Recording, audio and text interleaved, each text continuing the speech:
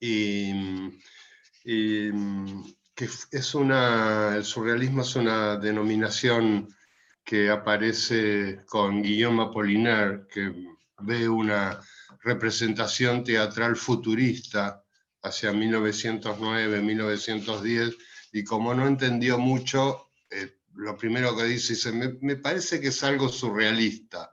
Entonces a partir de ahí quedó flotando esa palabra.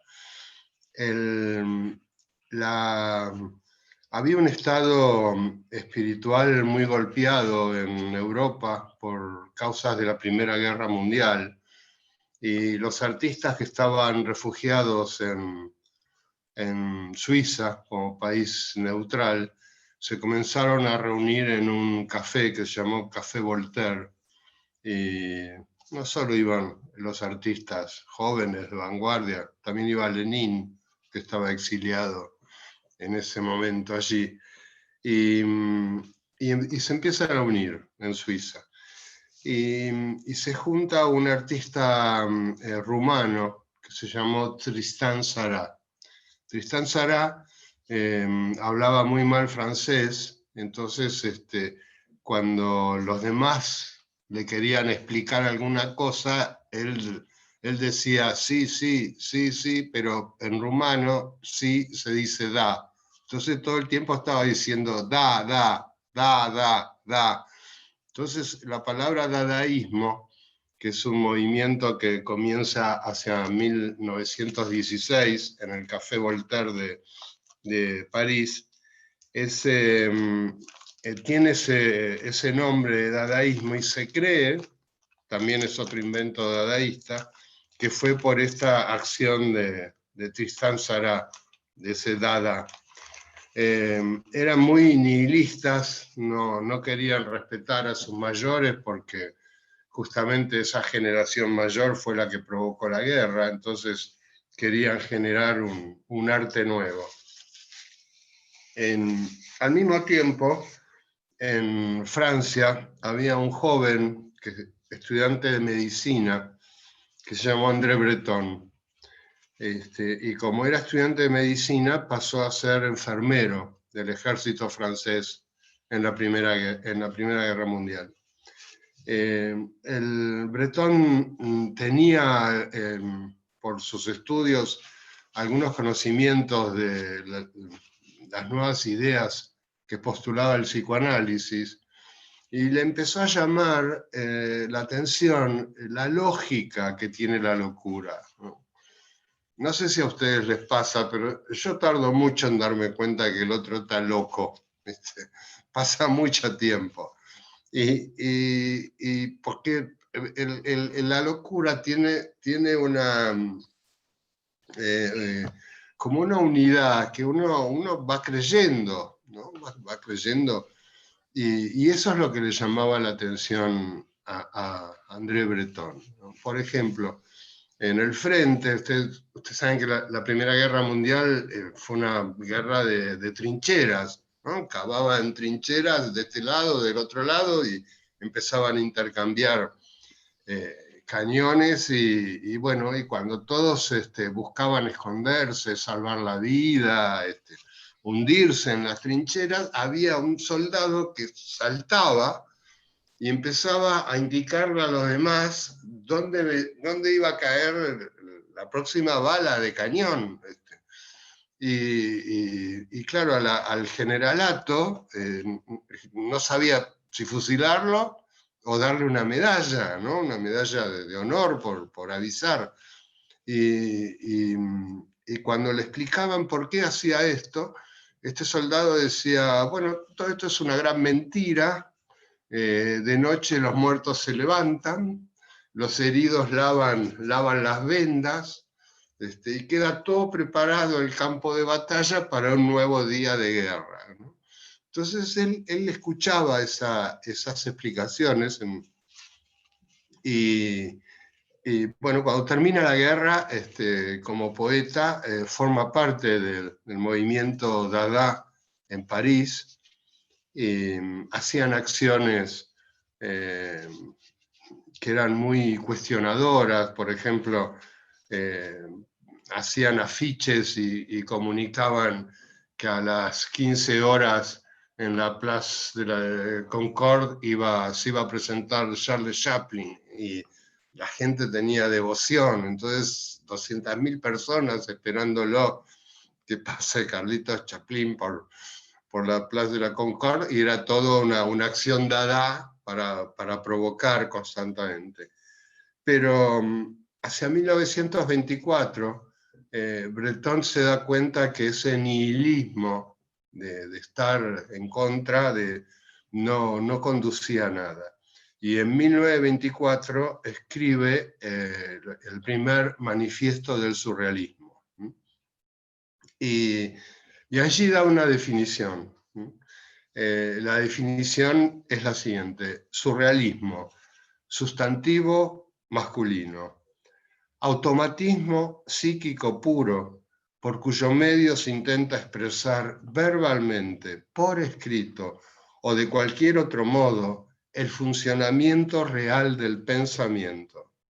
Es un dictado del pensamiento sin la intervención reguladora de la razón, ajeno a toda preocupación estética o moral.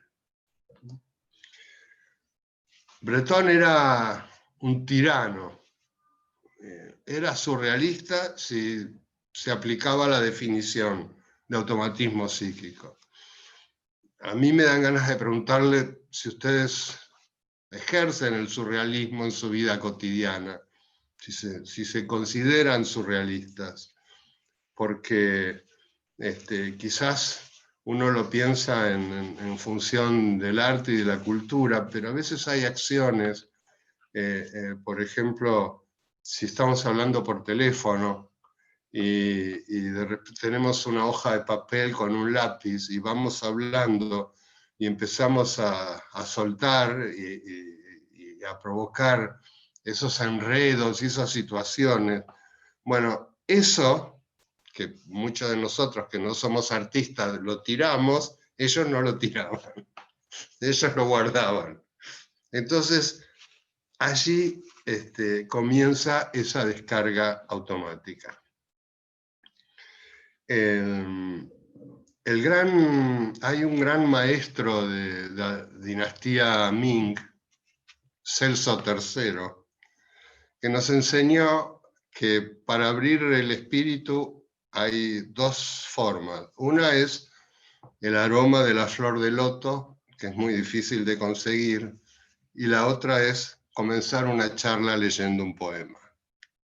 Entonces, yo les quiero leer un poema de André Breton que se llama La Unión Libre, y fue escrito en 1931.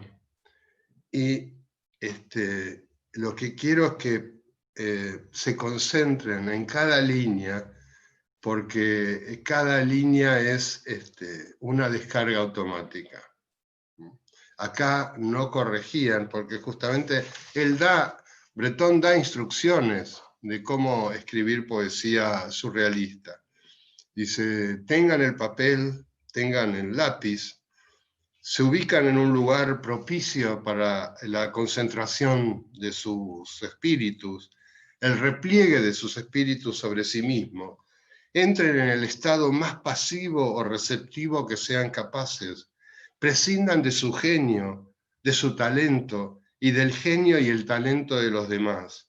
Escriban deprisa, sin tema preconcebido. Escriban lo suficientemente deprisa para no poder frenarse y para no tener la tentación de leer lo escrito.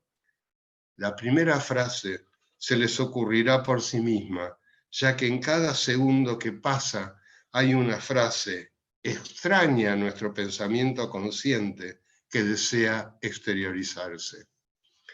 Breton creía que no había surrealismo en la pintura, porque en la pintura intervenían muchos factores de la razón.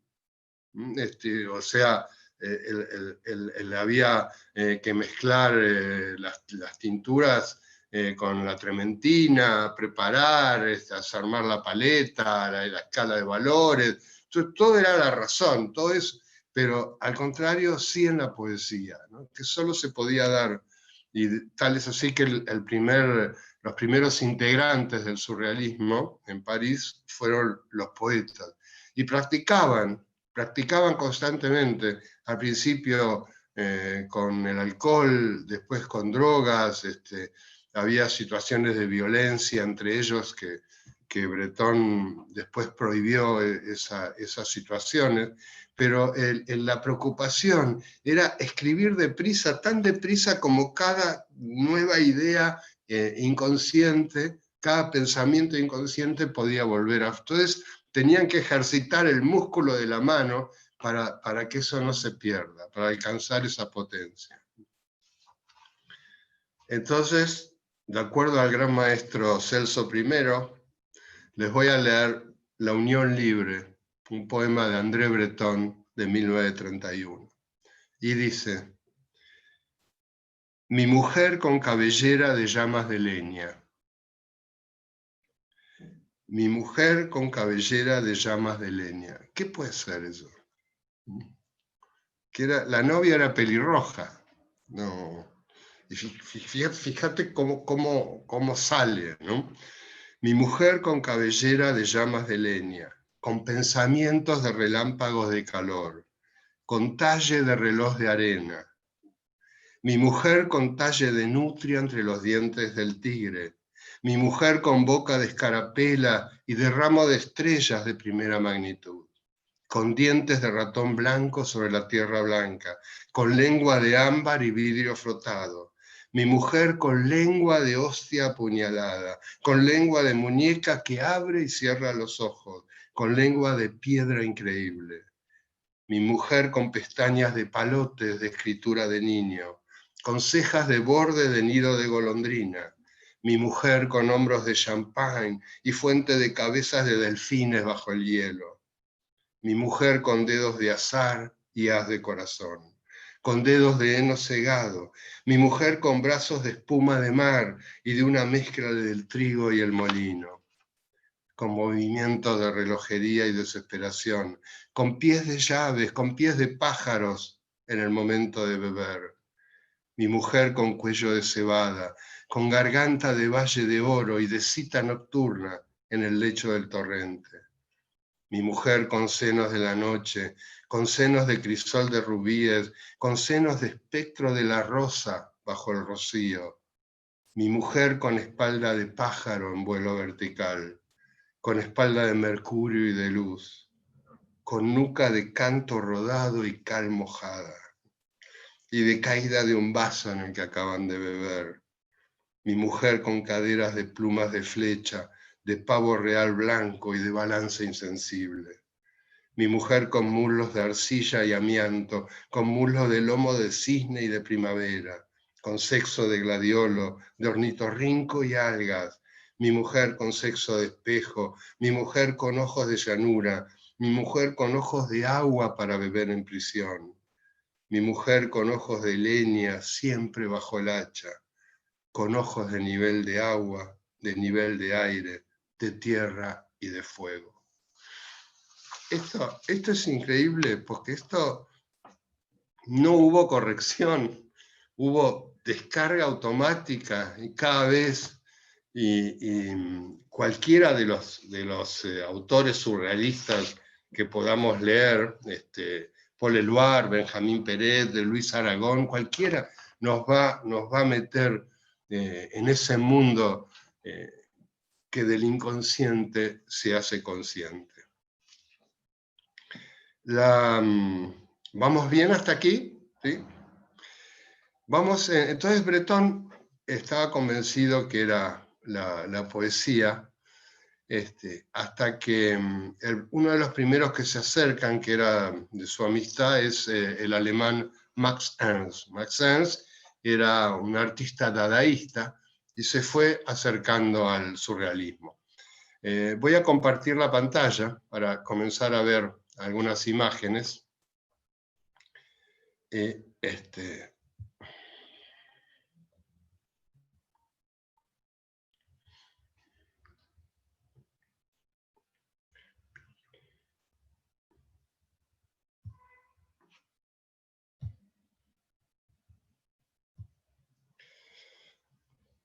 Bueno, como decíamos, estaba convencido que no se podía dar el surrealismo en la pintura, y empezó como a buscar antecedentes. ¿Quiénes podían haber alimentado la imaginería surrealista? No, en estos ejemplos que vamos a ver, no podemos usar la palabra surrealismo porque sería un anacronismo, pero era lo que ellos admiraban. Y por supuesto, uno de los artistas que más admiraban era el Bosco.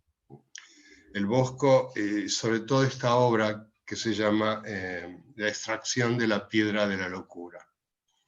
Es una obra del año 1500, 1505, un óleo sobre madera, y como todas las pinturas de la época tenía una misión moralizante.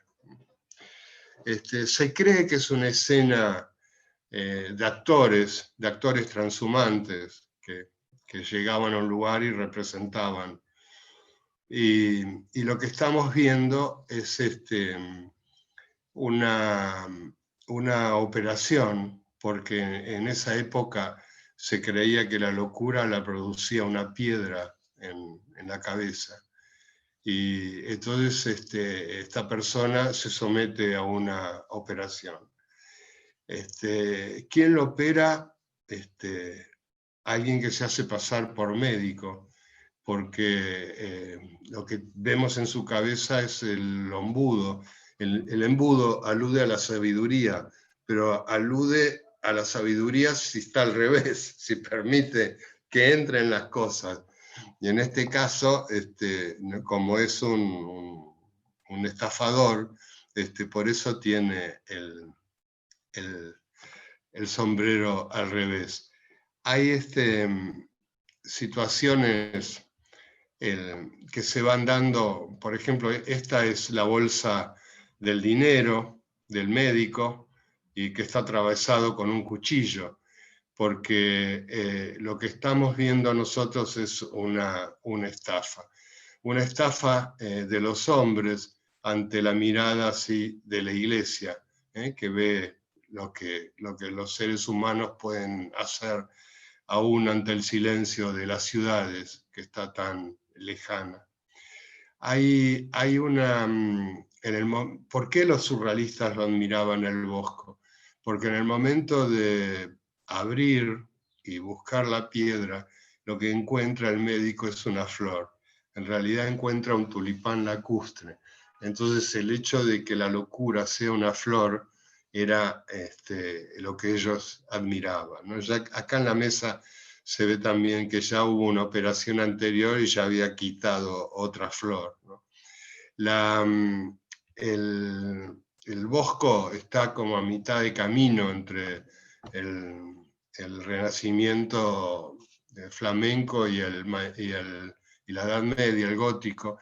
Por eso se vale de estas cartelas góticas como eran los libros miniados que se copiaban en la Edad Media, y más o menos la traducción, que sería del flamenco, sería algo así como: ayúdeme doctor, yo soy un zarcero castrado. Un zarcero castrado quiere decir algo así como: soy un bobalicón.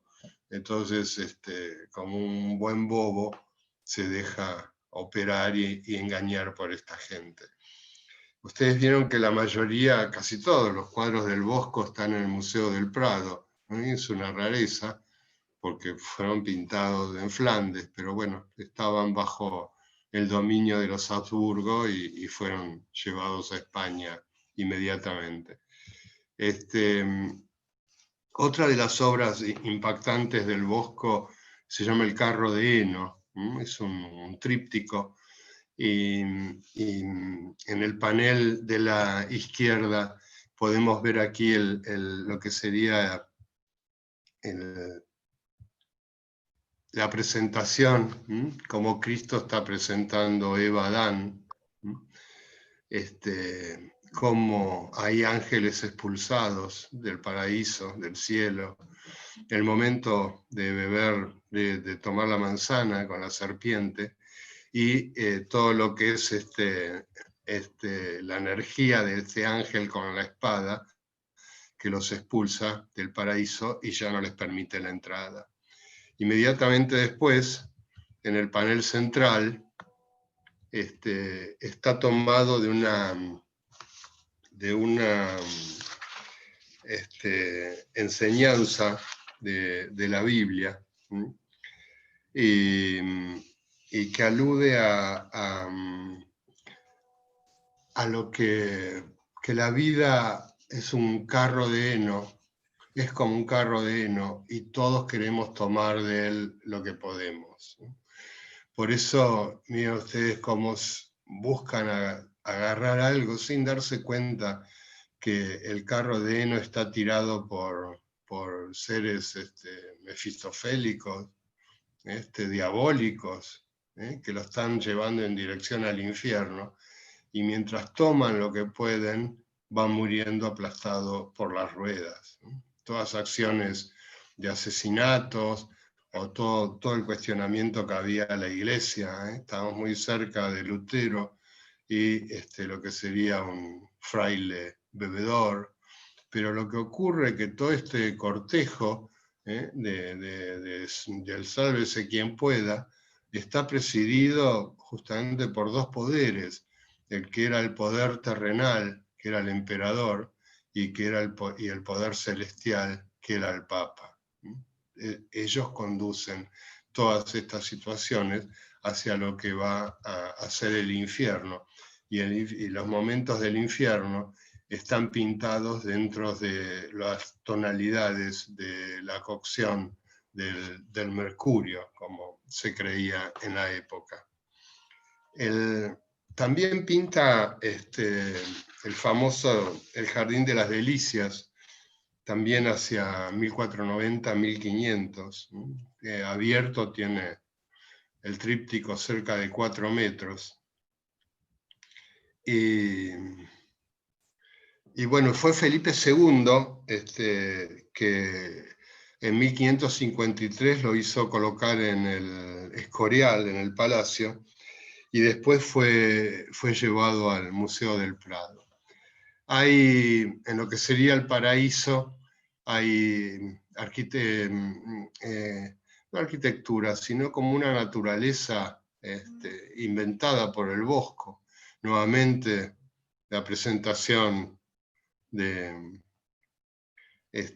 Adán y Eva. En otra época, antes del feminismo, en este tipo de clases yo hacía un chiste que hoy en día no puedo hacer, porque los sectores bíblicos hablan de la presentación de Adán a Eva, y los sectores malignos hablan del origen de los males en el mundo, ¿no? En este momento. Pero era así, porque la peste negra tuvo su pico en 1350, y con sucesivas oleadas llegó hasta 1490. Y entonces al principio, por supuesto, los culpables eran los judíos, que habían envenenado los pozos de agua, y una vez que fueron aniquilados y ya en las aldeas ya no quedaban más judíos, ¿quién seguía como culpable de todos los males? ¿Quién traía todos los males al mundo? La mujer. Entonces que empieza a aparecer la quema de brujas por todos lados, porque ya estas personas se imaginaban los 4 jinetes del Apocalipsis llegando. Y por eso está este tipo de pintura del Bosco tan moralizante, que les recomiendo que consulten cualquiera de los libros que están, ¿no? Porque es interminable, ¿no? Miren ustedes la fuente de la juventud, ¿no? Lo que todos buscamos, y toda esta ronda de caballerizas queriendo llegar a la fuente de la juventud, mientras que abajo ocurren todas las escenas imaginables de sexo posible, a favor de la naturaleza y en contra natura, todo se va dando. Y justamente porque el mundo cae en este tipo de cosas, queda el infierno.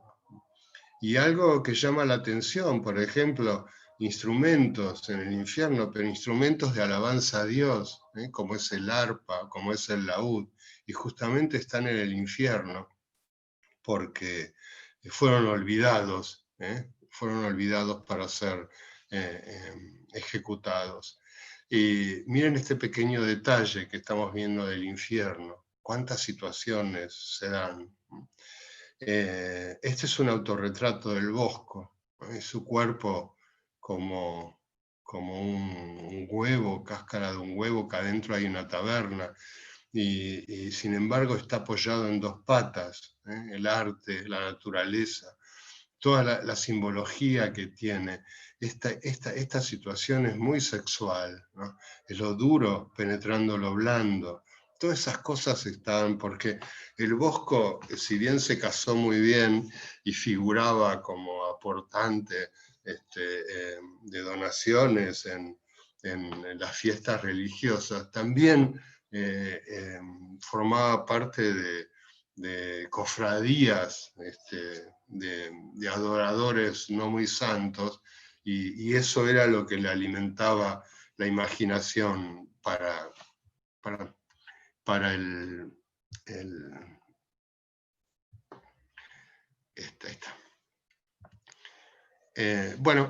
otro de los artistas de los surrealistas admiraban muchísimo, por supuesto, es Arcimboldo.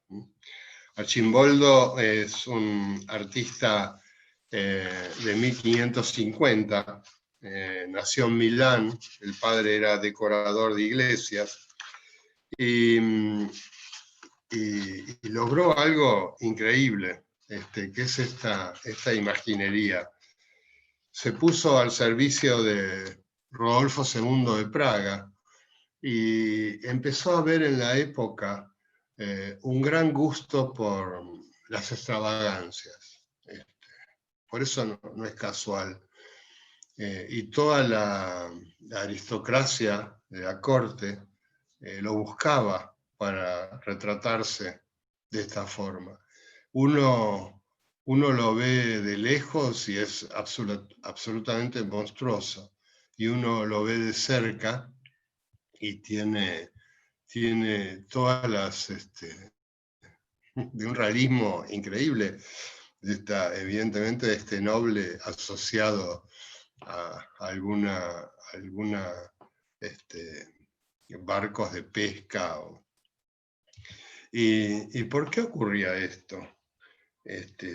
Por ejemplo, que alguien le pide un retrato y él lo asociaba al invierno, y lo hacía así, con esta sequedad. Estamos hablando de 1550, a partir de 1492, el descubrimiento de América, empiezan a llegar los barcos llenos de rarezas, cosas muy extrañas, aborígenes y alimentos nuevos. No se olviden que el único momento de imperialismo de América en Europa fue a través de la comida. Cuando llega la papa, desplaza el alimento europeo, que era el nabo, y se comienza a cultivar la papa. Y entonces los nobles desarrollan un amor por querer coleccionar cosas exquisitas. Alguien prendió el micrófono. No sé si lo detectaron. Bueno, entonces se supone que este es un general militar, miren todos los elementos que aluden a los rifles, a los cañones, a las mechas, incluso a las condecoraciones. Y allí el Arcimboldo tuvo muchísimo éxito. Cuando Marcelo organice el viaje a a Europa, que tanto nos promete. Vamos a visitar el Museo de Bellas Artes de Viena, y que todas las obras de Archimboldo se encuentran, hay algunas en el Prado, muy poquitas, pero se encuentran en el Museo de Bellas Artes de Viena.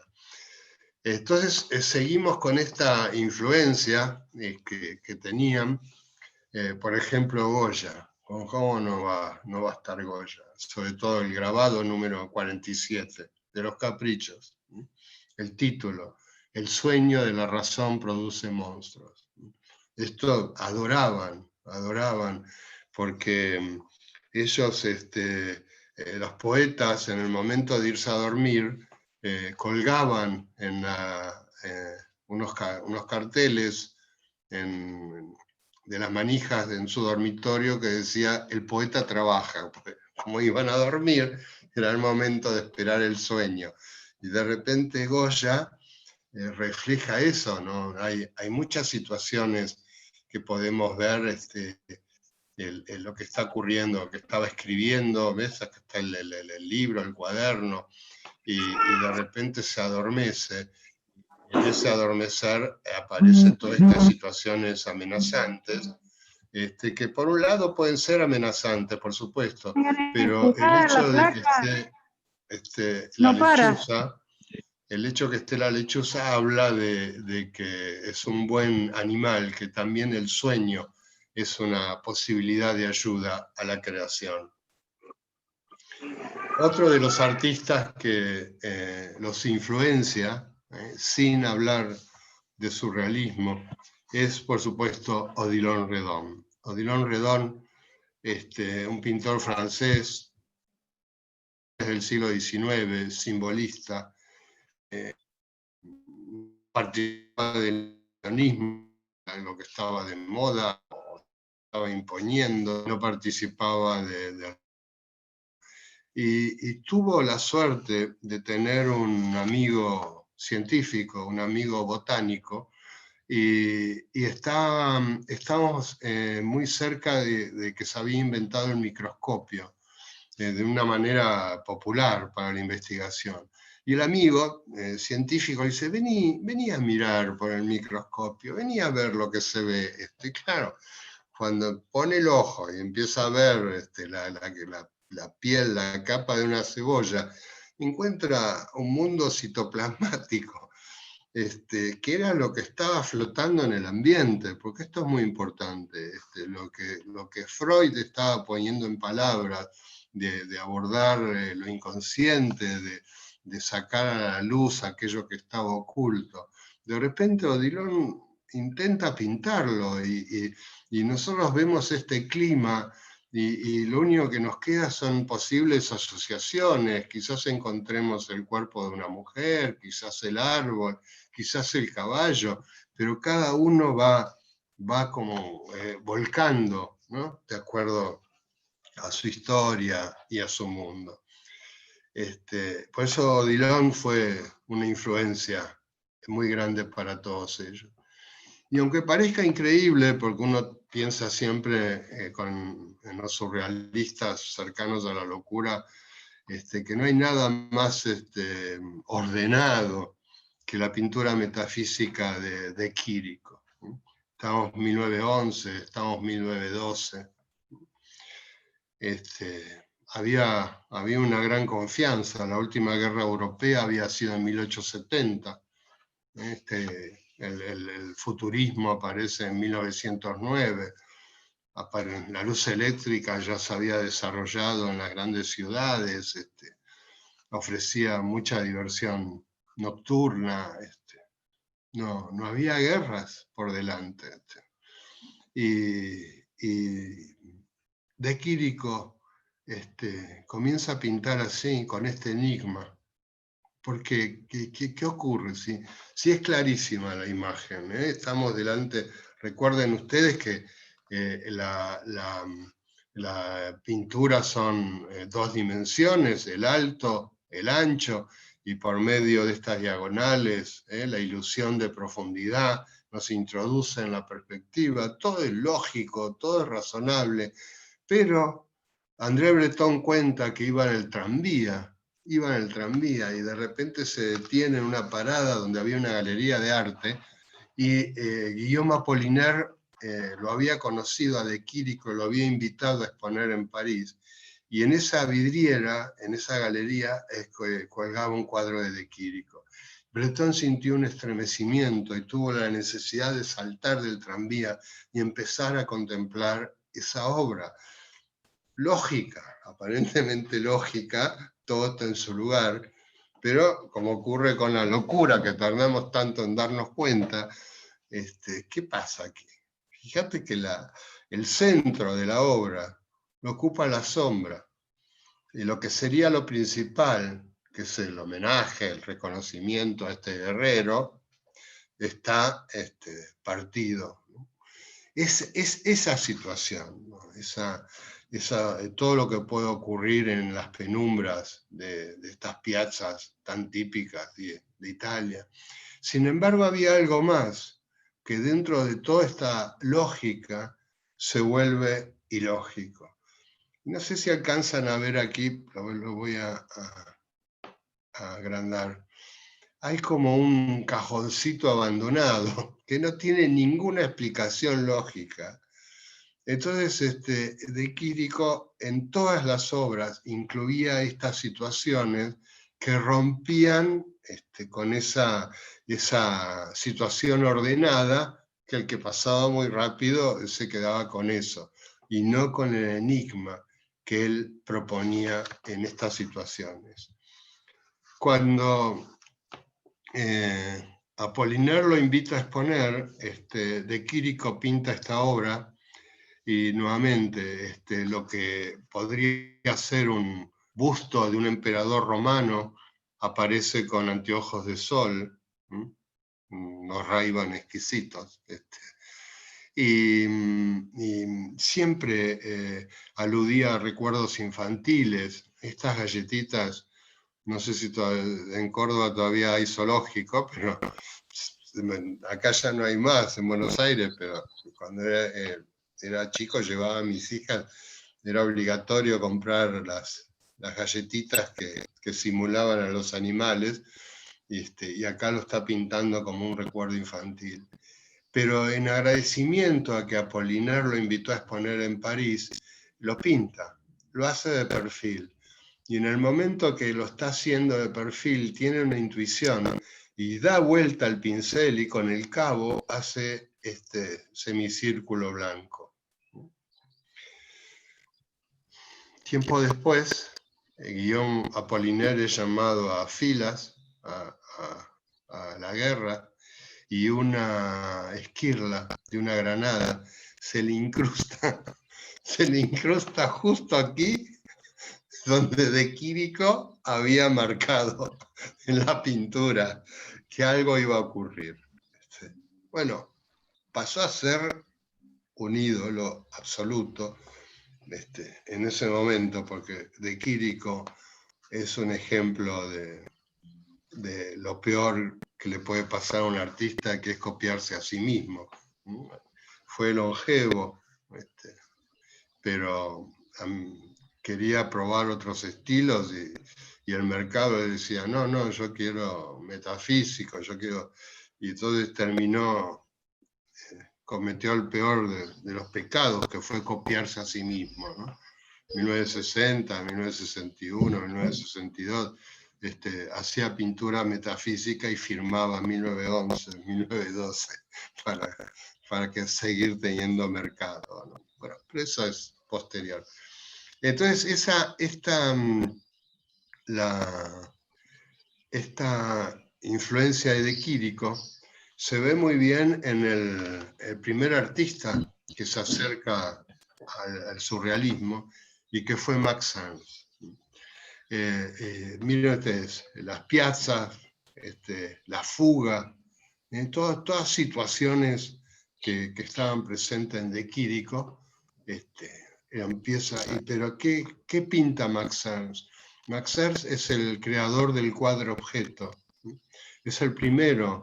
Él pinta esta tabla, aquí hay una madre que quizás le acaban de raptar a su hijo, quizás, quizás está amenazada por un ruiseñor, que es el título de la obra, pero acá no hay automatismo. Acá sí hay un mundo onírico, puntas muy distintos. Recordemos que otro de los poetas que influyó muchísimo en el surrealismo fue, muchos no se lo pueden nombrar porque trae mala suerte, así que se pueden tocar donde quieran, los que tienen madera, que es Isidoro Ducasset, conde de Motremont, que él acuñó una frase que dice: bello como el encuentro fortuito de una máquina de coser y un paraguas sobre una mesa de operaciones. Dos realidades diferentes en una nueva realidad, la surrealidad, el surrealismo. Entonces, Max Ernst se acerca a la pintura, quizás al principio tratando de plasmar este mundo onírico de los sueños. Inventa el cuadro objeto, colocando aquí esta puerta y aquí esta manijita acá. Pero Max Ernst era devoto el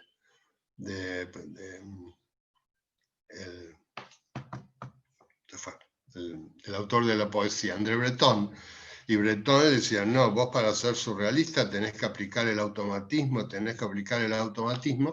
y como gran artista que es, empieza a inventar técnicas. Inventa técnicas que hoy en día nosotros lo podemos ver en los jardines de infantes, ¿no? Cuando la maestra le hace a los chicos manchar una hoja y le hace pegar así otra hoja y miran, y de repente encuentra todas estas manchas,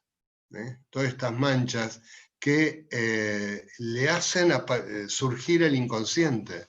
O sea, todo esto es automático, todo esto es una aparición automática, y a partir de ahí él asocia a la capa de una mujer y entonces empieza a pintar su cuerpo. Esta aplicación del claro y el oscuro para darle volumen, esto es razón, pura razón, pero ya el cuadro no nace desde la razón, sino que nace desde el encuentro con el inconsciente. Esto fue muy difícil de realizar. Los pájaros siempre van a estar presentes en la obra de Max Ernst, porque cuando nace su hermana menor, él tenía un pajarito que era su cosa más amada y más querida, y muere. Justo ese mismo día que nace la hermana, muere y queda. Entonces empieza a experimentar y inventa otra técnica, que es el frottage. ¿Vieron cuando nos queremos divertir y ponemos una moneda debajo de una hoja blanca y con el lápiz empezamos a raspar y aflora? Bueno, esto es lo que inventa Max Ernst. Max Ernst agarraba el papel o agarraba incluso una tela y lo apoyaba sobre el piso, la pinotea bien veteada, y empezaba a raspar, o de repente en la rugosidad de las paredes, y generaba todo esto sin saber qué, y de repente decía: un bosque petrificado. Y cuando afloraba ese encuentro, bueno, ordenaba, y hacía este eclipse de sol, ordenaba esa composición. Y bueno, comenzó a tener un gran prestigio. Miren esta obra, por ejemplo. Si tuviéramos los micrófonos abiertos, enseguida lo asociarían con una zigurat, con esas edificaciones que podemos estudiar en historia antigua en Babilonia. Y en todo esto es frottage, todo esto es pasadas y pasadas, pero en canto rodado, no sé, cualquier textura que encontraba, buscaba que aflore, pero claro, una vez que afloraba, mira, toda esta vegetación, esto es razón, tenía que intervenir la razón, y entonces él empieza a encontrar este tipo de cosas. Hubo un momento muy terrible para Max Ernst, porque cuando estalla la Segunda Guerra Mundial, era alemán. Entonces, lo primero que hacen los franceses es irlo a buscar y meterlo en un campo de concentración. Y Breton habla con el embajador de Estados Unidos y consigue sacarlo, y sube a un barco que venía de Londres y va para Nueva York. Y oh casualidad, en ese barco viajaba Peggy Guggenheim, ¿no? Entonces Max Ernst era muy buen mozo, y Peggy se agarra un enamoramiento fantástico, así que ya tenía la galería dedicada a artistas del siglo XX, así que apenas llega a Nueva York, Max Ernst entra por la puerta grande y comienza a exhibir, etcétera, etcétera. Era tan bello que ni Gala pudo quedar afuera de su belleza. Gala era la esposa de Paul Eluard, y entonces se escapaban, los tres hacían un trío y se escapaban de vacaciones. En una de esas vacaciones llegan a Cadaqués y allí estaba Dalí, pero esa es otra historia. Entonces, se entiende entonces cómo va entrando esta definición que leímos, automatismo psíquico puro, sin la intervención reguladora de la razón. Pero, por supuesto, Breton no era ningún tonto, y cuando empieza a conocer la pintura de Magritte, un artista belga, Magritte también tiene la influencia de Quirico en esas fugas que presenta al principio. Pero claro, Magritte era como un artista del Renacimiento, no en la calidad de sus alfiles, pero sin embargo son alfiles que pueden aparecer en los sueños, alfiles árboles que aparecen. Y empieza a ganarse un espacio dentro de los surrealistas, porque es el primero en incorporar la palabra en la imagen, que hoy en día es tan común, y él lo incorpora en 1929, y porque se cansó, él había pintado la pipa, y todos se preguntaban, ¿qué es? Y entonces escribe eso, ¿no? Esto no es una pipa. Entonces, ¿por qué no es una pipa? Porque es el dibujo de una pipa, ¿no? No es la realidad. Y entonces empieza a jugar con elementos de la realidad, por ejemplo, lo que tiene que estar afuera, que es el cielo, miren ustedes la ventana, está dentro, ¿no? Empieza a jugar con lo que está dentro y lo que está afuera, como en el pájaro. O también esta oposición entre lo que contiene y lo que derrama.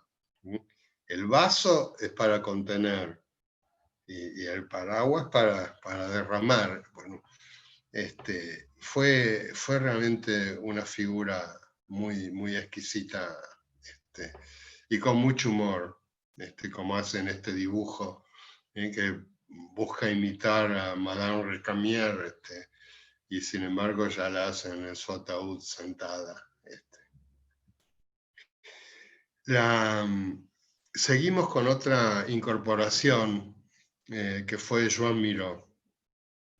Esta es una de las primeras obras de Miró, y Miró era un nene bueno que se portaba bien, que tenía información de Cézanne, de cómo había que componer por el triángulo, el cilindro, el cubo, tenía información del cubismo, tenía información del fauvismo, por eso tanto color rabioso que aparecía en sus primeras obras. Pero Miró hizo algo increíble, que fue crear su propio lenguaje, ¿no? Ya no necesitaba narrar como vimos antes, un paisaje. Ya estos elementos ya aluden a una tierra arada, y empieza un trabajo interno, ¿sí? De buscarse a sí mismo, ¿sí? Por ejemplo, nosotros podemos ver este árbol, ¿sí? Que asociamos un árbol, pero para Miró el árbol ve, porque tiene ojos, el árbol escucha porque tiene oídos, entonces ya no necesita copiar la naturaleza, sino de llegar a su propio sentimiento. Muestro esta imagen de Miró. Si alguno encuentra alguna asociación, destrabe el micrófono y nos explica qué puede representar esta imagen de Miró.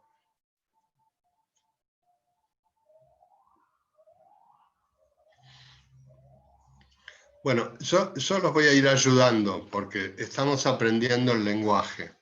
Es clarísimo, ¿eh? Es clarísimo lo que está ocurriendo. Como ustedes pueden ver,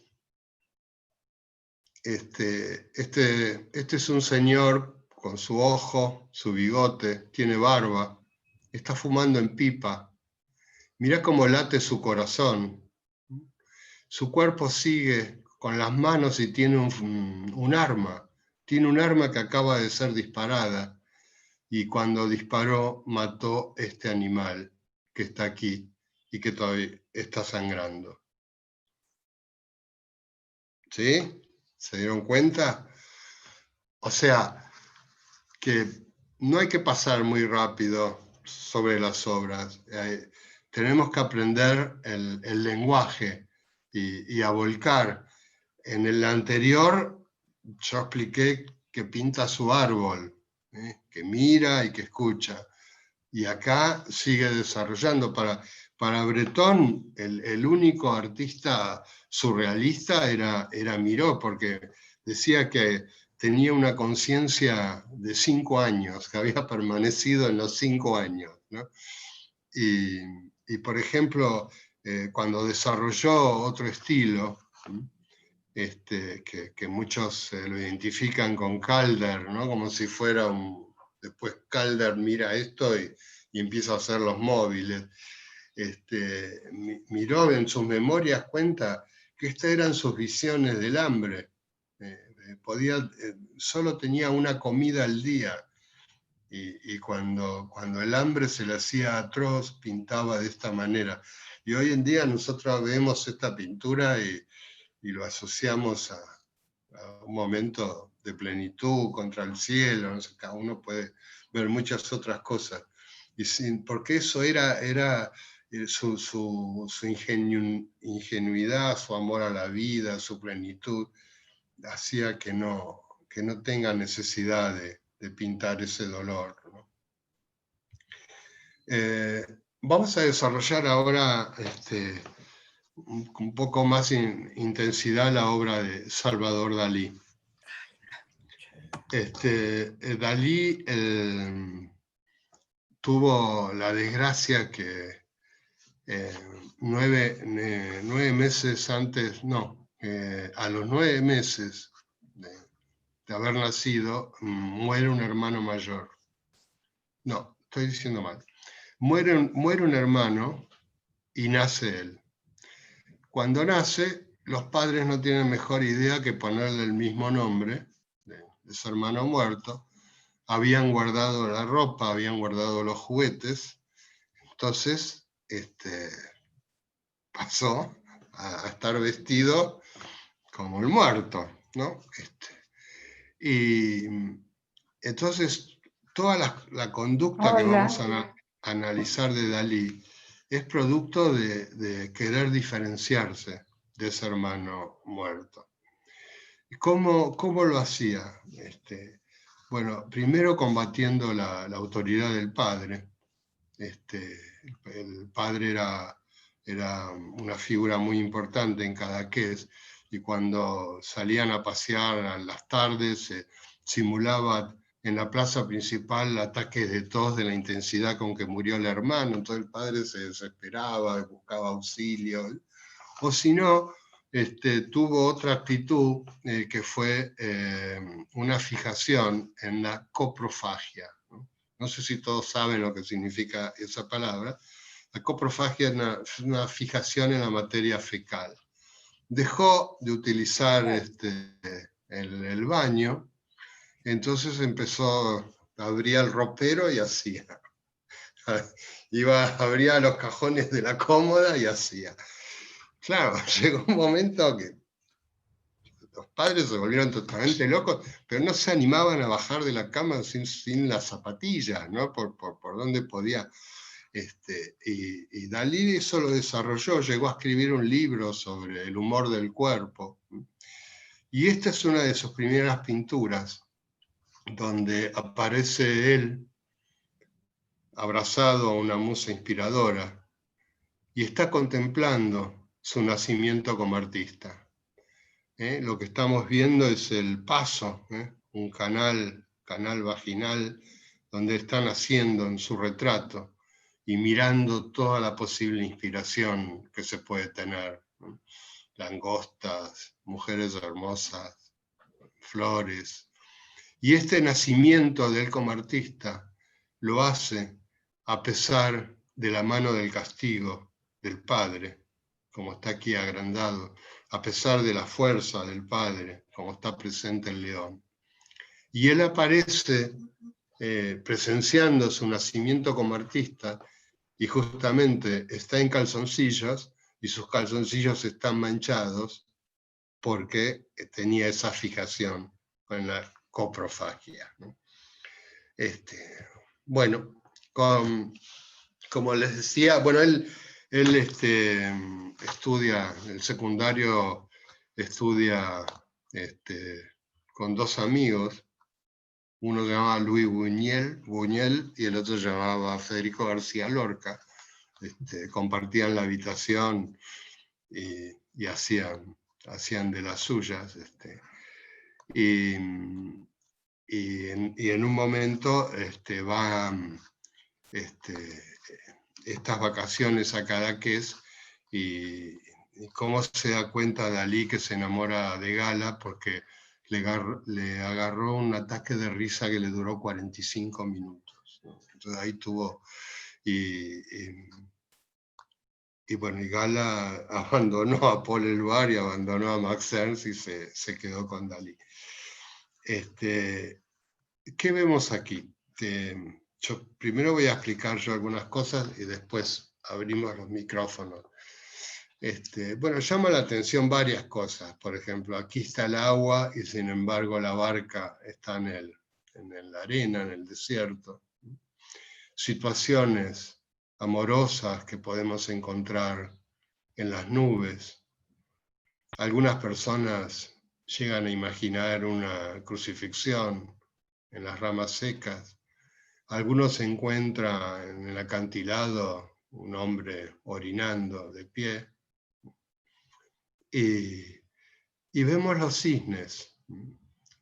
Vemos los cisnes, pero ¿cómo se reflejan los cisnes? Todos se dan cuenta cómo se refleja, pues la gente que pasa muy rápido por estos cuadros no ve nada, pero esos cisnes se reflejan como elefantes. Si yo invierto la imagen, ¿qué vamos a ver? No vamos a ver elefantes, sino que vamos a volver a ver cisnes que se reflejan como elefantes. Esa es la genialidad que tenía Dalí. Entonces, a medida que vamos entrando en su lenguaje, si algunos definen la imagen, por ejemplo, yo les indico, ven este camino, mirá cómo fuga este camino, que tiene como una cueva, un puente que se puede pasar, un acueducto romano, todos ven esas cosas. A ver, si alguien tiene algo para decir de la imagen, toquen el micrófono y participen. Hay un perro. Sí. Claro, lo que es, claro. Está el perro, está el rostro en la copa. ¿Qué rostro? Y la copa es un rostro. Ah, Están ah, los eh, ojos, sí. La copa es todos, un todos rostro. lo ven aquí, esta es la copa y alude aquí a lo que sería un rostro. Sí, sí. Es muy importante que no me mientan, que no le mientan al profesor. O sea Ah, que yo les marqué un camino con montañoso y el acueducto romano, pero sí, como muy bien decís, si ustedes miran a través de las pestañas, que es cuando las formas se definen más, sí, más difícil. vean ustedes que el acueducto se convierte en el collar Sí, y el tal cual. camino sería, ¿qué raza sería? Fox Terrier sería El la raza. hocico de un perro, pero no sé qué El raza. hocico de un perro, la oreja de un perro. Y no llego a ver cómo es el ojo, no sé, en el ojo no llego a ver, pero seguro que Acá, hay algo ahí. sí, siempre, igual hay muchas situaciones que distraen, ¿no? Como este Sí, personaje que aparece aquí, pero esa posibilidad de mirar una cosa y que pueda ser otra. Parece un perro de Todo casa, Julio. un perro de casa, sí. Claro, porque está señalando la presa aparentemente con el hocico. mm, Daría la impresión de que estuviera señalando la presa. Ahora se me ocurre de verlo así. mm, ¿Cómo se Bueno, llamaban? puede Pointer. ser. Pointer se llamaban los perros de casa. Este no es claro. un pointer puro, pero... No, ¿eh? No, porque es peludo. no, Sí, porque sí. tiene, no, me da Hilo. la impresión de que es con pelo largo. Bueno, No, avancemos Hilo. todos juntos. Si hay Sí, alguien que no lo ve, no pudo ver esas diferencias, que pida socorro y lo ayudamos a definir. Veamos ahora, sigamos con el micrófono abierto y veamos qué ven aquí. Ah, qué bárbaro. Una escena mezclada de señores bailando y una fuente. y se forma un rostro de una mujer o de un hombre anciano. Sí, sí. Con bigotes, bigotes Sí, Ah, manubrios. lo importante en arte, que el arte no es lo que se ve. O sea, nosotros es muy claro aquí el cuerpo joven de esta mujer sobre la mesa, sí, todo eso es muy claro. Pero no es lo que se ve, sino El lo dibujo. que nos pide participación. ¿Todos alcanzan a ver qué es lo que El está dibujo. pasando? sí. ¿O lo explico? ¿O quieren que lo explique? Bueno, Mejor. lo voy a explicar así, en la siguiente ya participamos todos.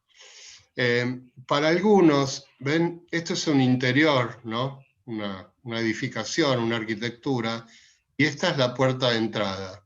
Mm, En esta puerta de entrada hay dos personajes mm, que están entrando y dos personajes que van a salir, ¿sí? Si ustedes acomodan la vista y miran a través de las pestañas, no hay ninguna puerta de entrada, porque no, esta es la frente, estos son los ojos, es Sí. el aquí está la rostro. nariz, Mm, el mentón, sí, y sí, aparece un busto de un personaje en simultáneo. ¿Lo sí. pueden ver? Sí, perfecto, perfecto. Es lo primero que vi. No mientan, Algo.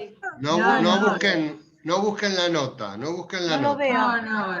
no lo veo, no. Espera, ¿no ves? ¿Qué parte No, no ves? ¿O qué ves? ¿Qué ves? no, yo veía dos personajes que entran, dos que salen, pero no. Y bueno, y una luz atrás, que puede ser una puerta, pero no sé. No. Julio, Bueno, Se ve Julio, el rostro bien, la barbilla. Julio, sí. Julio, a mí me pasó que al acercarme Sí. vi una cosa, pero cuando me fui alejando, veo los ojos, la nariz y la boca que vos estás diciendo. Pero es un tema de distanciamiento con respecto a la imagen. Yo me iba acercando, tenía otra proyección de la pintura.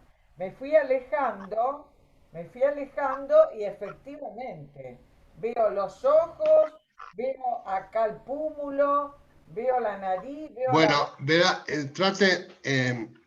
las personas que no miren a través de las pestañas. Al mirar las pestañas, fíjate cómo se arman las cejas Las oscuras, cejas, sí. Sí. la La nariz. nariz, Los ojos. Perfecto, sí. los bigotes. Ahora sí, ahora Ahora sí. sí, ¿pudiste? pero alejado.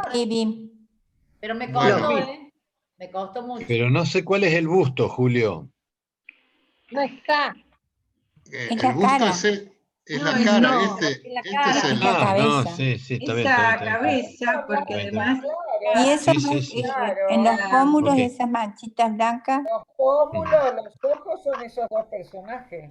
Sí, sí, Bueno, sí, ya que aprendieron, quiero darles la bienvenida a la paranoia crítica. La paranoia crítica es el método que buscó Dalí de sobre una imagen poder encontrar 2, 3, 4, 5 cosas diferentes. Está bien. Esa es la paranoia crítica. Ay, ahí lo vi perfecto. Cuando ¿Ves? va- Así tenés que cerré vivir, los ojos, así. cuando cerré un poquito los ojos. Así tenés Cerrar que los vivir. ojos, sí. Ahora Tenés sí. que vivir con ahora esta me- sorpresa. Tenés Claro, que lo que vivir con pasa es que emoción. No no reconocer podemos lo que mirar. sabés. No reconozcas lo que sabés. Metete en lo que no conoces y sorprendete. Esa es la... Dalí decía, el talento para la vida depende de nuestra capacidad de alucinación voluntaria. Eso, ¡ay! Ahí lo vi. Eso tiene que pasar. Esa sorpresa, esa emoción. Entonces, ya que son especialistas en paranoia crítica, ¿qué ven aquí? Acá hay Ay, un qué rostro lindo. hay una criatura. Una criatura, sí. Un rostro Bien. central, sí. Sí. Y acá hay una pierna, algo así, no sé, no entiendo Pero hay bien. otro perfil. Hay, Ah, es el brazo. Es el Brazo. brazo. hay otro perfil con ojos cerrados. Sí, pero es un brazo de otro personaje que está agarrado. Es un brazo que está abrazando algo. A una que está pensando, hay uno pensante a la izquierda, Hay para mí una mujer, no sé por qué pongo mujer. pero a la izquierda hay una... La mujer está durmiendo allá sobre el agua. Exacto. ¿Todos ven el personaje pensando o ven montañas? Yo veo uno pensante a la izquierda. Sí, yo veo uno Sí. pensando. Sí. Y el brazo es la madre. Con la cabeza, muestra la cabeza y esconde el rostro, digamos, eso, Sí, ¿no? sí. Apoyada en la mano izquierda, a ver, no, en la mano derecha apoya el barbijo, la barba, Sí, el mentón. el mentón, perdón. ¿Es así? Mirá A mí me- bien. Cada uno ve. Mirá bien con las pestañas, porque me parece que es otra cosa. Bueno, eso es lo que vemos. No, hay una campesina que está sentada de espaldas. Ah, ¿Dónde? mira, La nariz y la barba del chico, lo que sería la me barbilla. Es una campesina. Me dan ganas de decir, como dijo Alfonsín, hay un médico en la sala. Ay, Para sí. Antonio, Sí. mandarle un médico. Nos están ¿Dónde? matando. Bueno, cada uno puede ver lo que ve. Bueno, voy a ver si puedo marcar las Ayudar. cosas que Yo no que veo yo nada, veo, la verdad. ¿no? Yo veo un paisaje montañoso Sí. que Sí. de repente se transforma en un ser, vos dijiste pensante, ¿no? Que está mirando hacia abajo. Sí. Este es un paisaje lacustre también, veo un lago. Quizás también por eso, porque está el lago, puedo aludir a una barca o puedo aludir a un laúd, Ahora sí. quizás a un laúd. Pero debajo del agua empiezo a encontrar un posible rostro, Sí, ¿Sí? parece ¿Lo vemos hasta aquí? Sí. Lo que pasa es que si yo Los sigo ojos y la boca. alucinando, si yo sigo alucinando y despertando mi mente y divirtiéndome, contemplando, empiezo a ver que esto es un escritorio. Sobre el escritorio hay un tintero. Y lo que Sí. vos veías la barba, La barba, un tintero. exactamente. Un mapamundi. Y Y quizás los- también Y puede los aparecer. labios, la tapa del tintero Y la Claro. nariz, claro. y la nariz. Y no sé por qué puede haber algún animal, ¿no? Porque esto pueden ser las patas Sí. de algún animal. Bueno, eso, cuando la gente pasa muy rápido delante de los cuadros de Dalí, se pierde toda esta riqueza, ¿no? Sí, Yo Este veo un per- rostro, una nariz, ojos. sí. Bueno, Acá. Pero- muy bien, bienvenida a la paranoia Exacto. crítica. Julio, Ah, pero bueno. antes que te vayas, perdóname un segundito, ¿podés volver atrás o es mucho lío? No, También él alude acá a las estacas que son tan comunes en él, que sostienen algo. Pero en este caso hay una estaca que parece un hueso, que está bien sobre la derecha del Esta. cuadro, la izquierda, esa. Que Pero parece que sostiene algo, pero no sostiene nada. no es un galgo, no es las piernas de un galgo. No hay A la ahí- miércoles, eso no lo veo. Veo un hueso o una estaca. Ahí no hay Eso es lo que puedo ver. Yo veo una cara, una boca, otra boca. Yo Yo acá- veo un A la derecha. personaje que termine el hocico en la cabeza de la pensadora O pensador. o Mm. pensador. Ajá, mirá. Y Una yo viene a ja- la dir- Unas garras y unas patas largas como de los galgos, un cuello largo como el del galgo, con el hocico también muy afilado. Está encimado a un mapamundi, parecería, a un Sí. globo terráqueo, que parece Sí. un ojo también, ¿no? que yo Eso. imaginé como una barca de madera en relación al agua que puede aparecer. Claro. Ah, sí, sí, como la quilla, parte de la quilla se ve como que está Bueno, levantada. ¿ves, Antonio? Sí, así hay que vivir con Sí, esta sí, sí. sorpresa. Uno no puede hacer de su vida algo al que ya lo sabe, ya lo reconoce, nada te sorprende. Hay que volverse a pero es- enamorar. Hay que Es volverse mucho, es Lo que es la mucho percepción. esfuerzo. Es muy Yo ver mucho la imagen, esfuerzo. lo primero que vi fue un mapa mundi. Para mí Sí, lo sí. primordial y lo que yo primero aprecié fue un mapa mundi. Digo, mira el tamaño. Bueno, Sí. sigamos porque se va a hacer muy larga el evento. No sé si algunos ven un pulpo, por ejemplo. ¿Hay un pulpo? Voy a buscarme un vaso de agua. Sí, puede ser el que está cerca de la cara del hombre. Sí, Este acá. el hombre. Sí, arriba está el caballo, una mujer que los Un pecho caballo. abierto, una mujer con Una el pecho medusa abierto, se un hombre ve. que tiene el pulpo, un hombre que tiene un pulpo en la boca como si fuera un chicle de globo. Una mujer puede ser también, pero me da la impresión que puede ser. Pasando como si fuera una mujer y un brazo. Y arriba de todo Sí. parece un pulpo también, el que tiene la También. cabecita negra y los brazos Que viene grises. así como la punta. Yo lo Como veo que- como es como es como si fuera el escupitajo de alguien que echando con la espalda hacia atrás escupe al cielo, ¿no? Sí, Y varios escupe un pulpos pueden ser. Y el Hay pulpo se va a la cola del caballo. Hay un Sí, este es un caballo. Con las patas bien. Ahora El fíjense caballo. en la mujer con el Está pecho tocando el abierto. piano.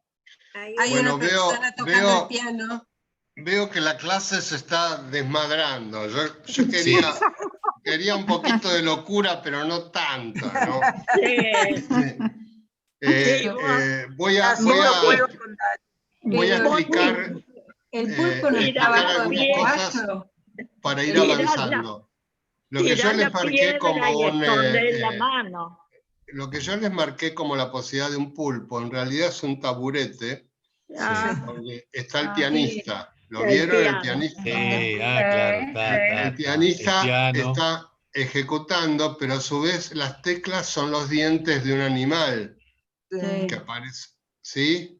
Y lo que sería su inspiración son como ancas muy femeninas, ¿no? En Sí. este animal que aparece aquí. Caballo extraño.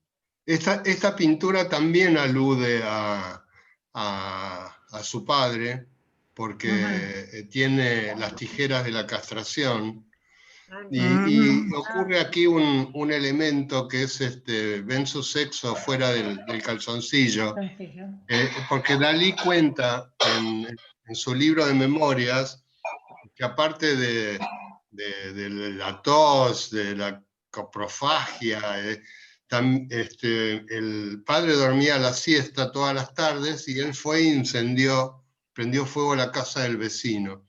Entonces el vecino se puso totalmente loco y entró a la casa y lo empezó a trompear al padre.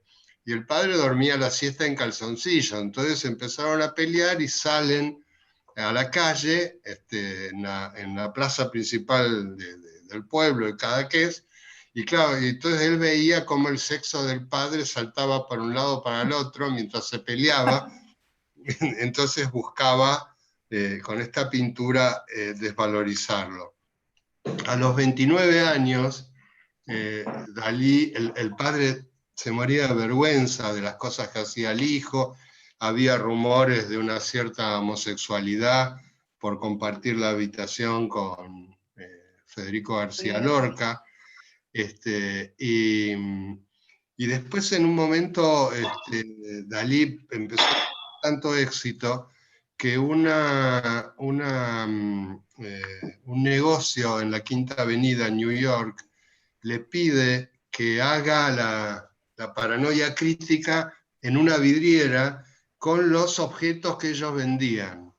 Entonces la gente caminaba y uno veía el caballo, pero el que venía de este lado veía un rinoceronte, y entonces se armaba una cantidad de gente en la vidriera y todos entraban a comprar y empezó el negocio a vender muchísimo, y vendía tanto que no les quedó más remedio que desarmar la vidriera y entregar la mercadería. Entonces eso le dio mucho odio a Dalí y de bronca fue y atravesó el cristal, ¿no? Entonces todo esto llenaba páginas y el padre le daba mucha vergüenza.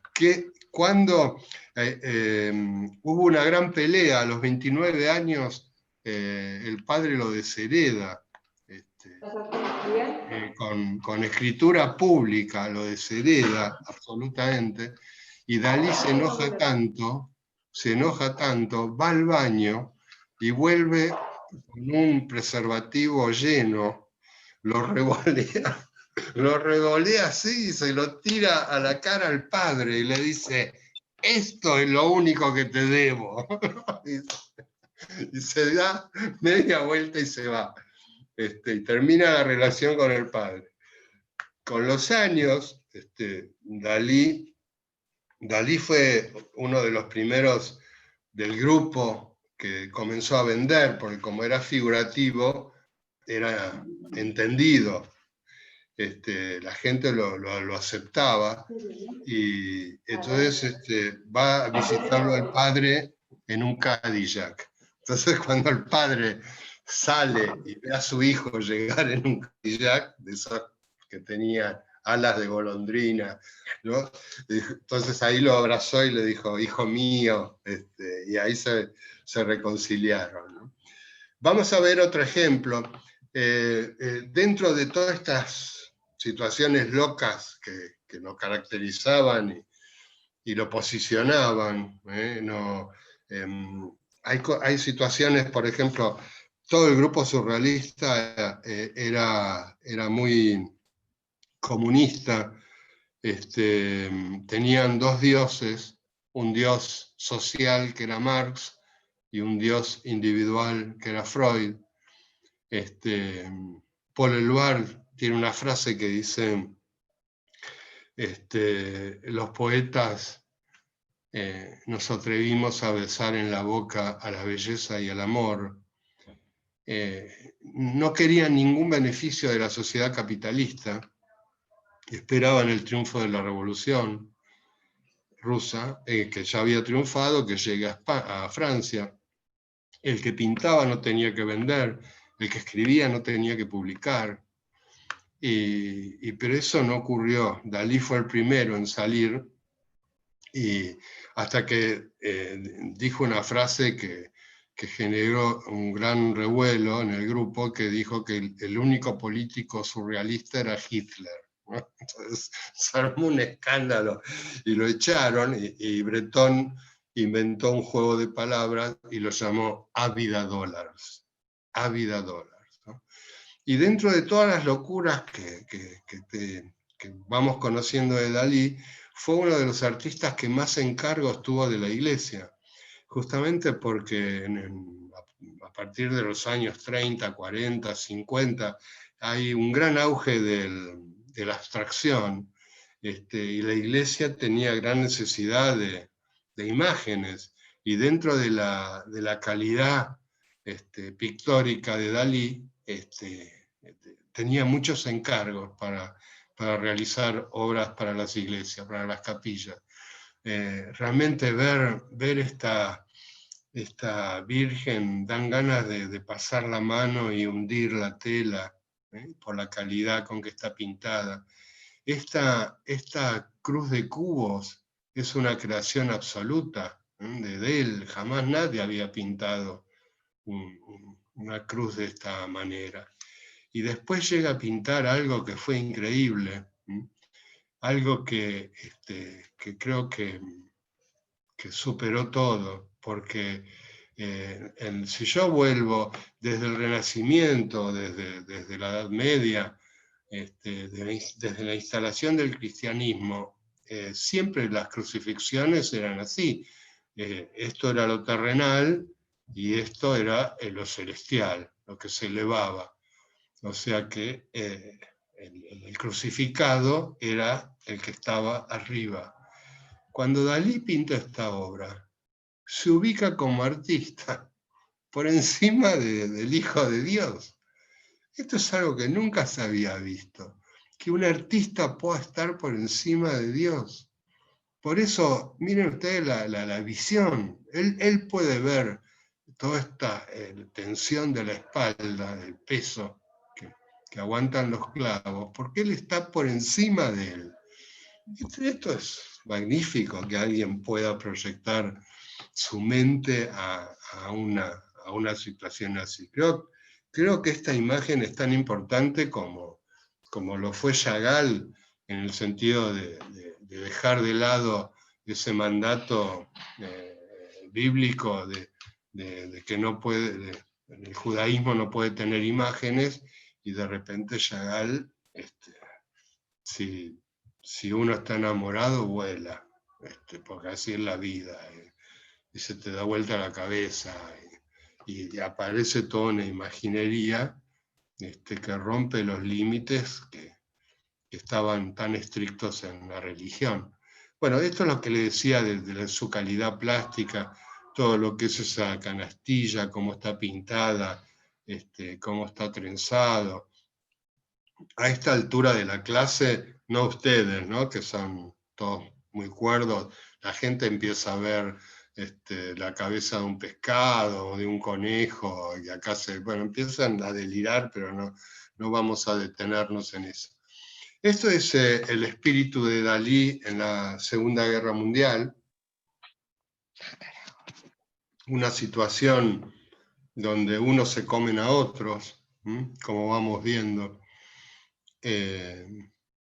Empieza a aparecer toda la simbología, muy bien Antonio, como vos lo marcaste, la muleta, empieza a aparecer mucho la muleta, porque alude a la necesidad de apoyo que todos tenemos. Empieza a aparecer estas cajoneras, porque alude a la necesidad de guardar que todos tenemos. Y bueno, no sé si hay algún médico en la sala, pero algunos ven como un corte de riñón o de pulmón, pero no no vamos a entrar en esas cosas, pero esta idea del hombre fagocitándose así unos contra otros es realmente dramática, ¿no? Para un momento. Julio, Sí. perdóname, ahí aparece ya que después se va a transformar en el reloj llovido sobre la cabeza del hombre, eso que parece un pedazo de carne, calculo, no sé lo que es, que está como llovido, como desparramándose. Sí, sí. Que tomaría el lugar del pelo, pero que no es pelo, no creo que sea. Sí. Arriba hay otra cosa más.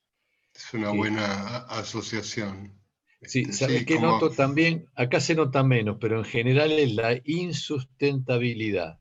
Siempre en sus dibujos hay un poco de aire en el medio, las cosas no terminan de posarse.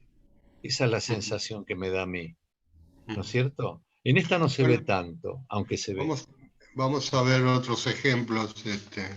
Miren ustedes, esto es también de la Segunda Guerra.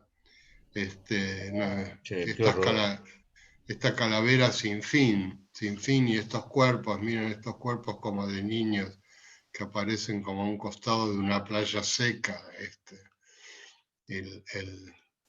Evidentemente, o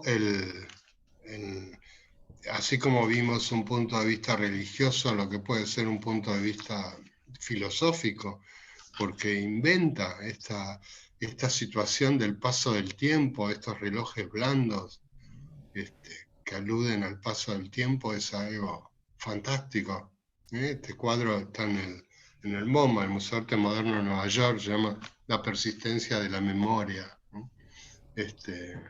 Aunque no parezca, tiene una connotación sexual. Él lo explica en sus memorias, porque aquí vemos un párpado, ¿no? Cerrado, un ojo cerrado, y él alude al momento del sueño después de la eyaculación, y por eso transcurren las horas. Es muy, muy interesante.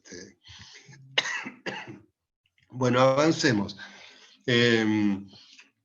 Como les decía, empieza a tener encargos por todas partes. ¿Sí? Lo que nosotros vemos aquí es un techo, ¿no? O sea, tenemos que mirar hacia arriba. Esto es un techo plano, absolutamente plano, pero él genera a veces estas columnas a los costados, genera esta ascensión, y él en realidad es una tela pintada que va al techo, y entramos por los pies, vamos subiendo, llegamos a esta ciudad dorada, ¿m?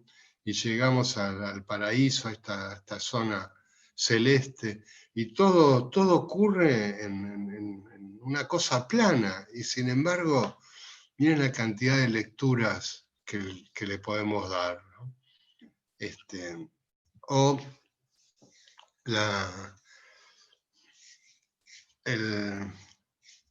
no sé si alcanzan a ver, por supuesto esto es como una cómoda, ¿no? Con el típico cajoncito. No sé si alcanzan a ver una mujer mitad joven mirando hacia adentro y mitad...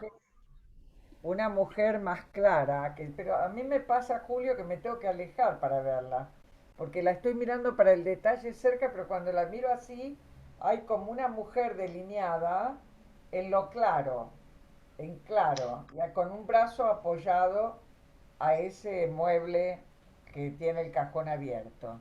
Y como bueno, esta charla pone en evidencia a quién tiene que volver al oculista, ¿no? Todos tengo que volver al oculista, yo soy una. Todos alcanzan a ver el rostro femenino en esta mujer, los ojos, la nariz, mirando hacia abajo, todos lo ven, apoyado este brazo, ¿sí? Todos lo ven. El cuerpo. Ahora, como dijimos siempre, el arte no es lo que se ve. El arte es lo que vamos descubriendo, ¿no? Como decía Paul Klee, hacer visible lo invisible.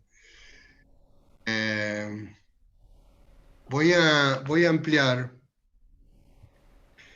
para que podamos ver que esos pezones tan tensos, esos pechos tan... En realidad es una batalla que están corriendo sobre toros o sobre caballos que están ocurriendo. Y si vamos subiendo, todo lo que vimos del rostro desaparece. Y ven cómo están peleando unos con otros. ¿Se ve? Perfecto. ¿Sí? El caballo, mirá, qué increíble, ¿no? ¿Cómo puede sobre una cosa? Bueno, esto ya lo enseñaba Leonardo da Vinci en el Tratado de la Pintura. Decía, hablando de las nubes, como cuando jugamos viendo figuras en las nubes, Leonardo decía que cuando para poder ayudar a la imaginación tendríamos que agarrar una esponja, mojarla en colores y agarrar la esponja y tirarla contra la pared. Y esa mancha que generó empezar a encontrar una batalla, una escena de amor, un paisaje. Y esto es lo que nos presenta Dalí en esta figura, ¿no? Bueno, acá me gustaría dejarlo solo, irme, y una vez que están todos agotados, volver. Nuevamente, dijimos, el arte no es lo que se ve, porque es cierto Julio, que lo primero... Sí. Yo no voy a intervenir, porque estuve en el museo y utilicé toda la técnica para ver lo que hay detrás del cuadro. Yo me autoelimino de esta. Pero es fantástico. Ellos tienen un mirador ahí en Figueres que vos podés utilizar para ver más fácilmente quién está detrás de la espalda de Gala, es a lo que vemos. Bueno, ¿no? Voy a ir explicando, y si la gente no alcanza a verlo, me ayudas en la explicación. Es cierto, y lo primero que se ve es una espalda femenina. La gente ordinaria dice de atrás, la gente fina, culta, decimos en derrière, en francés, ¿no? y podemos imaginar que este es el alféizar de la ventana, y está contemplando un atardecer, un paisaje, ¿sí? Como aparece acá, ¿ves? Que aparece frente a una ventana, delante de una ventana, contemplando. ¿Sí? ¿Todos vemos eso? Bueno. Sí. Ahora, el cuadro sigue. El cuadro sigue.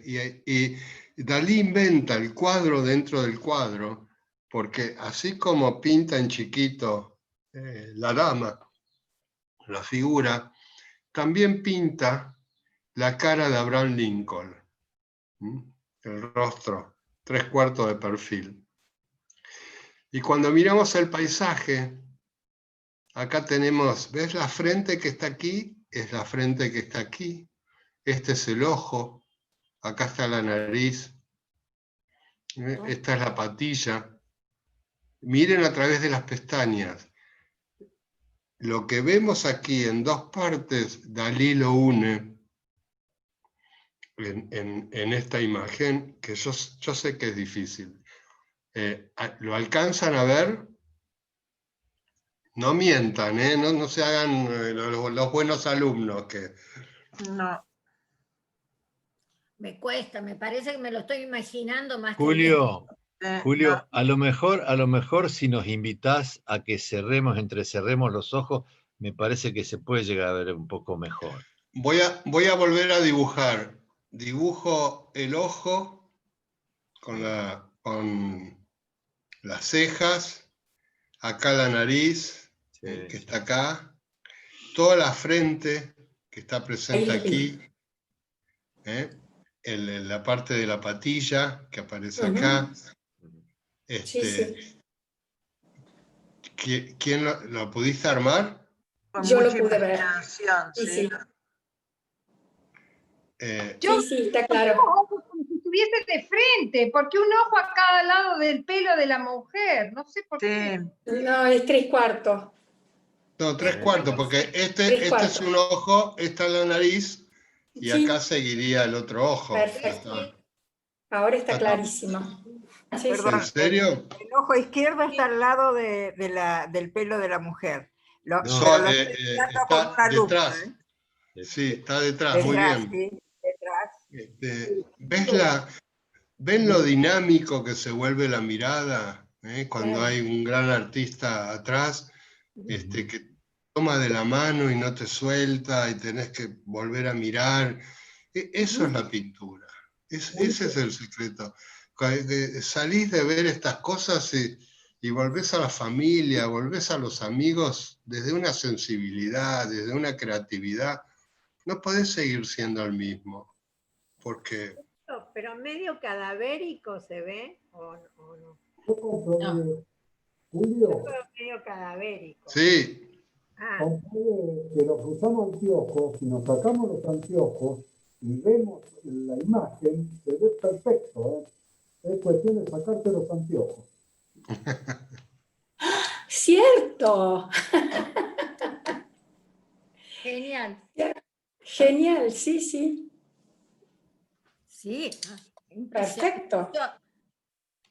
Qué buen dato. ¿Ven que no tenemos que ir al oftalmólogo? No, pero tienen que vivir así, sorprendiéndose. Esta es la vida. Encontrar sorpresas, encontrar lo diferente. Así hay que vivir. Pero es todo el cuadro, la cara del Lincoln. Claro. Es todo el cuadro, claro, ahora sí lo vi. La nariz está acá abajo, ahí. Abajo del codo de la mujer. Sí, al costado, Claro. sí. Es el codo de la mujer. No, la nariz esta es la nariz. Claro. Sí, claro. El codo, bueno, al lado, qué sé yo. Acá, Sí. sí. Está bárbaro. Anteojos en el Sí. El pelo negro es el que recuadra todo el cuadro. Sí. Sí. Bueno, avancemos. Queda claro entonces que el talento para la vida depende de nuestra capacidad de alucinación voluntaria. Eso es lo que vos fíjate que el surrealismo se desarrolla en contra de todos los beneficios capitalistas y genera una nueva literatura, una nueva pintura. Empujan las puertas para adelante, como hoy estamos esperando que los científicos empujen y encuentren la vacuna. Eso es el arte. Abrir las puertas de la imaginación, poder vivir así. Bueno, lo que estamos viendo aquí también es de Dalí, pero estamos viendo un busto en bronce de Velázquez. La cara es de Velázquez. Pero miren, cuando Dalí alucina, ves que pinta las meninas en la frente. Sí. Que pinta el rey y la reina en los ojos. Y los bigotes, los bigotes de Dalí es una imitación de los de Velázquez. De ahí lo saca. Y aparece como esta mujer sobre la barba, ¿ves? Como mirá lo que alucina, con una mujer arrodillada, un mantón, con un mantón y lo que sería el cuello, no me acuerdo el nombre de este cuello, en esa moda, cómo es el piso de esa mujer arrodillada, ¿no? Damero. El damero, todo lo que puede ver, ¿no? Eso pasó en el Louvre. Dalí pasaba horas mirando esta obra de Millet, El Crepúsculo de Millet, y que se ve un hombre y una mujer rezando el Ángelus, y Dalí miraba y decía no, porque se ve que llegó la hora y empiezan a rezar el Ángelus y habían recolectado ahí una cesta llena de papas. Y Dalí dice, no, acá hay otra cosa, acá hay otra cosa. Esta no fue la primera idea, esta no fue la primera idea.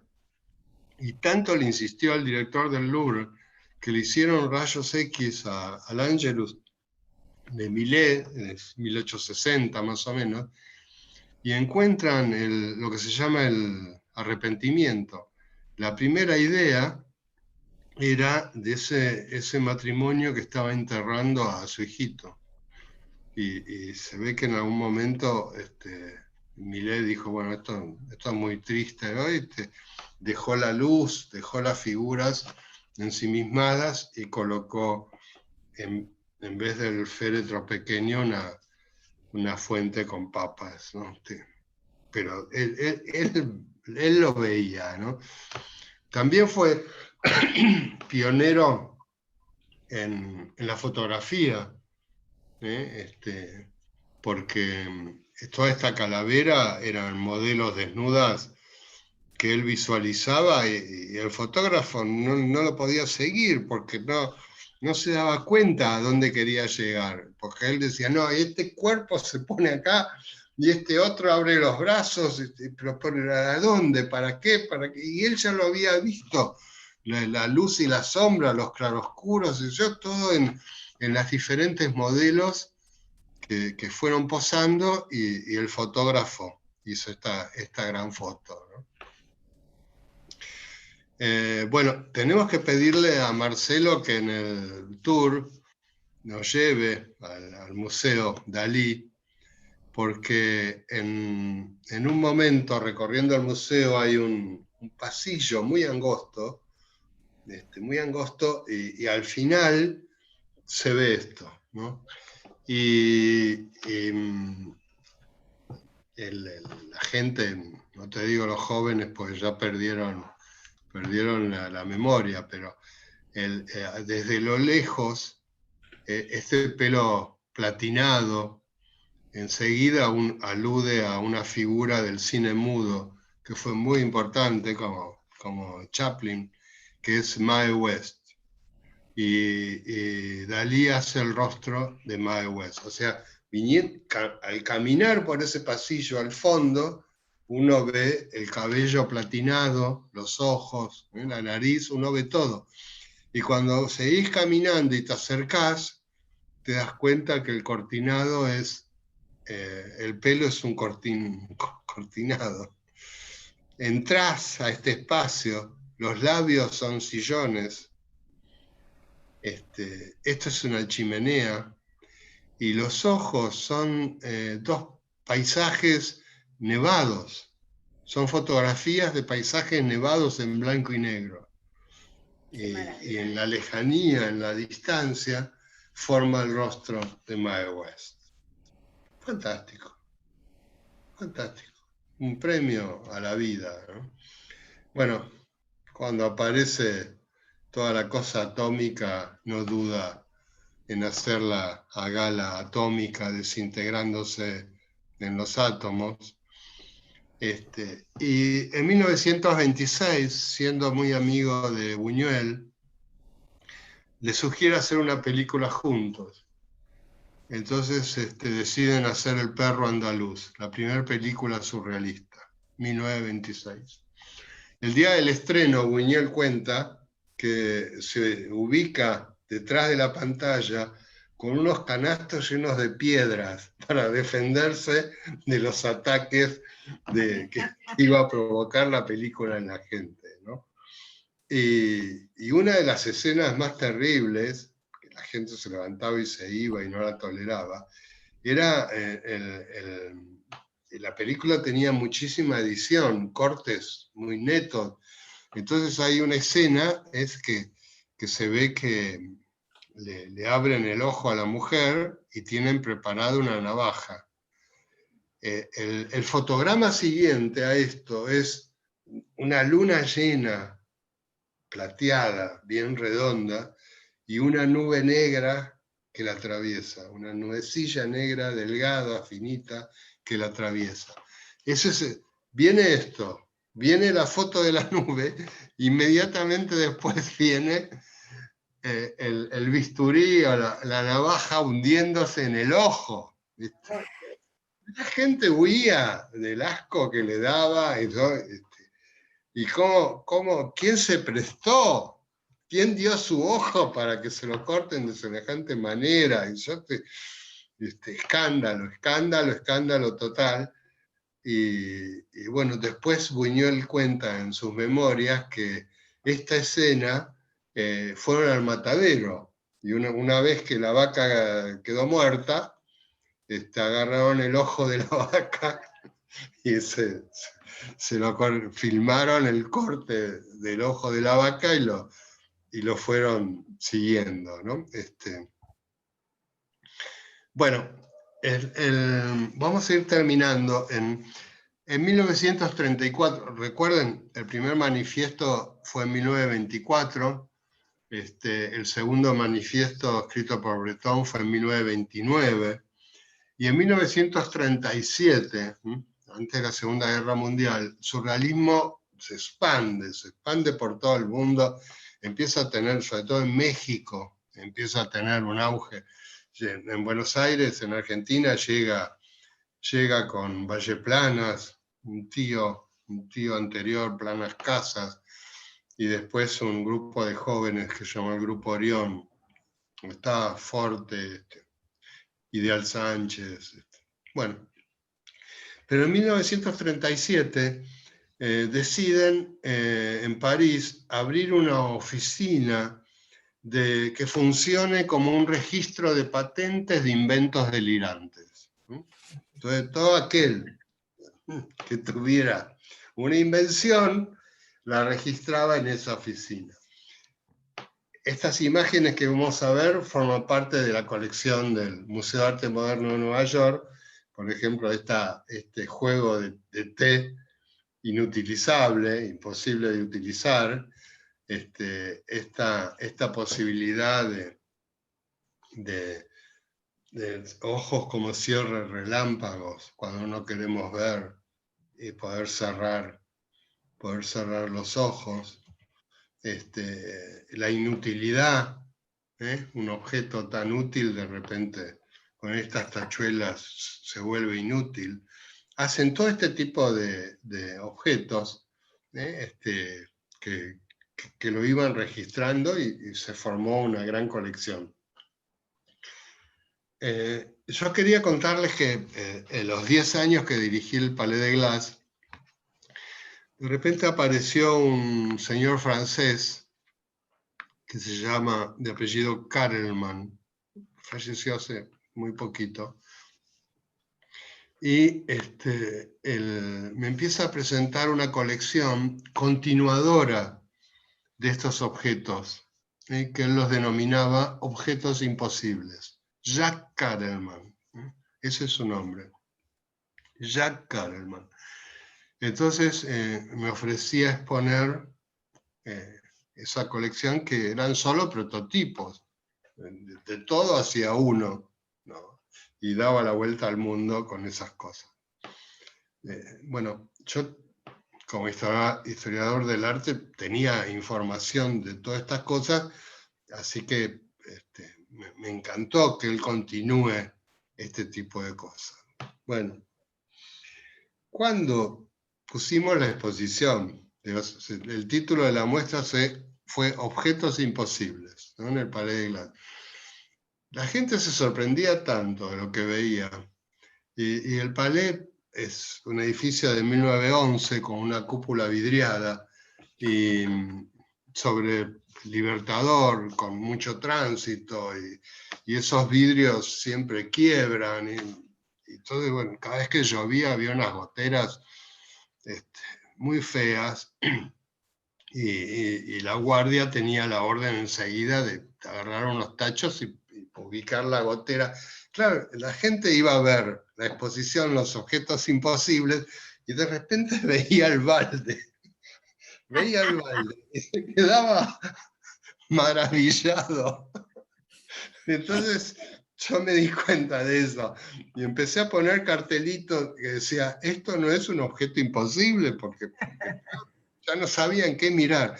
Entonces, como cierre, vamos a mirar este desarrollo de objetos imposibles que realizó Jack Karelman.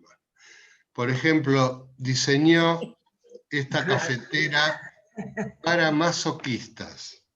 Claro, está la manija del lado de... En el momento de servir te quemabas vivo. Este cuchillo que se adaptaba a cada fruta, por ejemplo, y te pelaba todo de una sola vez. O sea, todo eso se exhibía en vitrinas, ¿no? La mesa de ping-pong, ondulada. Que me acuerdo que fuimos de publicidad al programa de Petinato, y que jugaba Petinato con Vilas en esta mesa.